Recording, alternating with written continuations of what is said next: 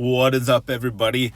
The Potter Stackers, this is Len, and I made this video originally outdoors, and I kind of joke with Chris in SoCal that he takes his silver out on picnics. So I did that, and unfortunately the wind was just intolerable. So I'm just doing a voiceover over the video here. And I'm going to try to capture the same spirit of what I was trying to say when I originally recorded this, which is to say that I do not believe that we will be bartering our silver ever for, in an SHTF scenario. I don't think we're going to be, doing that. And so what I got here up in the thing that just popped up is when you search on YouTube barter silver SHTF, these are all the results I got. So those are just going to scroll as I talk about why I don't think this is a huge likelihood.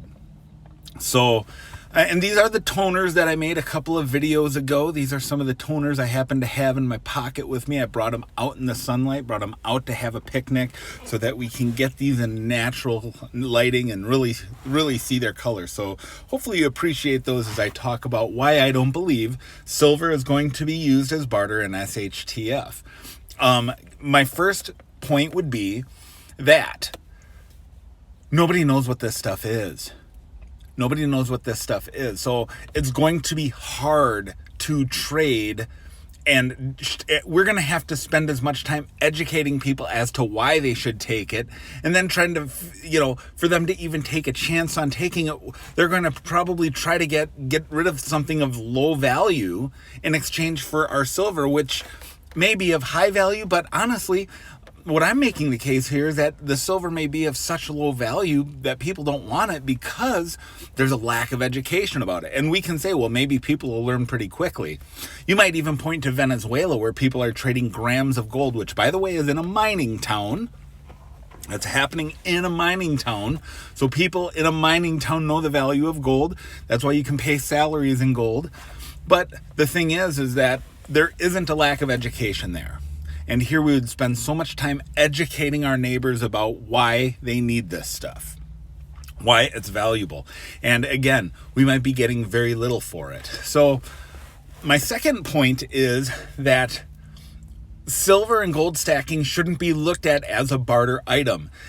Look, we always say that this is a hedge against inflation, and it is a store of value. What do we mean in a store of value? Well, when you put inflation or hyperinflation in with a store of wealth, this silver, this gold, whatever it is that you choose to stack, constitutional, whatever, you have to consider that when we say it's a store of value, that means that, let's say the dollar collapses to zero. And I agree with Junius Maltby. There is going to be a day that no amount of fiat currency is going to buy you any amount of gold or any amount of silver. So what is the point of having this silver and gold then? Is it for barter? No. It's to carry our wealth from the death of one currency into the birth of a next. That's whether maybe it's digital. There's a lot of talk of the CBDC or whatever, the central bank digital currencies. Maybe that's it, but I don't see it ever being something that I'm going to barter. And by the way, let me just define my terms here. When I say barter, I don't mean going to a store and trading a Kennedy $50 like you see in this video for, a week's worth of groceries or a day's worth of groceries. Barter, in its true sense, barter is me taking milk from my cow to my neighbor who has chickens and trading that milk for eggs. That's what barter is, right? Barter is trading something of value with something else of value. And what do we say about silver and gold? It's money. It's always been money. It's not currency, right? So in some sense, it'll never be barter. It'll be money again, right? So I think that there is a lack of education on it, and I think that there is a misunderstanding about what barter is. And again, it's to help us carry our wealth from the death of one currency into the birth of the next currency. Now, here's another thing that we want to consider. If you're a prepper, shouldn't your preps already be in place? Shouldn't you already have your lead, your food, your water stores? Okay, so I'm not a prepper.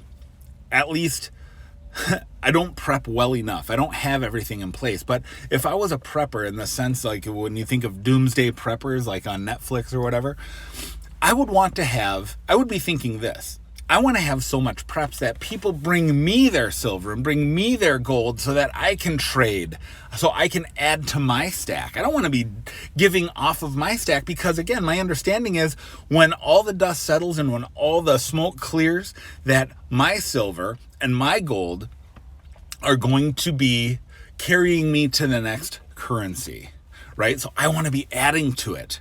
I want to be the person who says, well, gee, you have people coming up to you who are like, man, my grandpa, he collected all these old coins and now I have them. I really don't know, but I hear that you will take them. Yes, I will take them and I will exchange them for some beans, rice, and water, or whatever.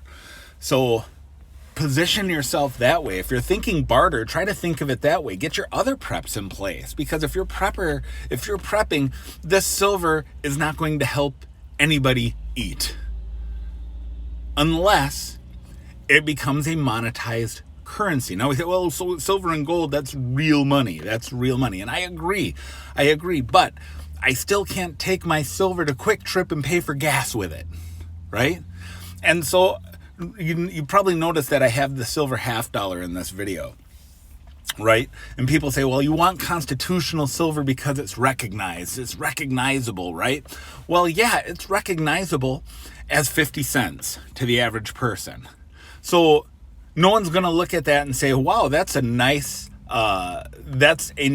what about a quarter ounce of silver that you have there? No, they say, no, it's less than a quarter ounce, but people look at that $50 and they see 50 cents. They look at your Morgan dime and they see 10 cents. They don't see silver. So yes, it's recognizable. Your Kennedy $50, your Benjis, those are recognized as 50 cents. They're not recognized as silver. So the idea that, well, you gotta have junk silver as the foundation of your stack because it's recognizable. Yeah, well, yes, but it's not recognized the way you and I recognize it. So I hope you're appreciating looking at these toners in their natural light, by the way.